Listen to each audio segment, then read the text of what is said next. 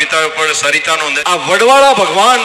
કદીરામ બાપુનો જે નવો સંકલ્પ છે યુનિવર્સિટીનો, એના માટે જો આપણે બધા જ બાપુને સંમત આપતા હોઈએ, બાપુને સાથ અને સહકાર આપતા હોઈએ, તો સમાજના દીકરા તરીકે તમારી બધાની જોડે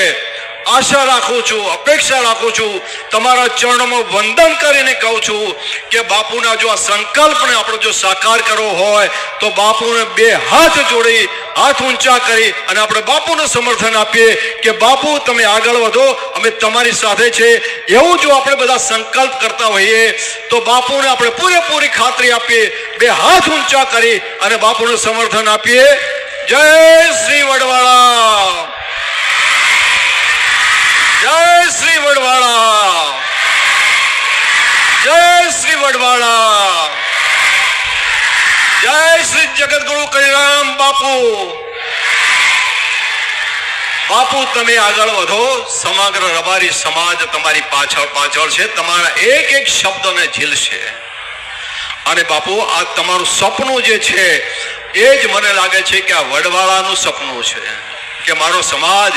મને પૂજતો આવ્યો છે, મારી સેવા કરે છે, અને એ જ સમાજ માટે બાપુએ જે સંકલ્પ લીધો છે એ સંકલ્પને આપણે પૂરો કરવા માટે આપણે બધા જ પૂરો પ્રયત્ન કરવો જોઈએ.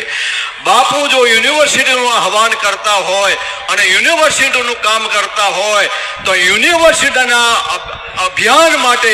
સૌ પ્રથમ હું સંપત્તિ, આ દ્વારકાધીશની સંપત્તિ,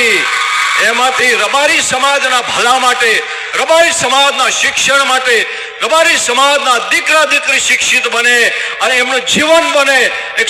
સાચા અર્થે જાય.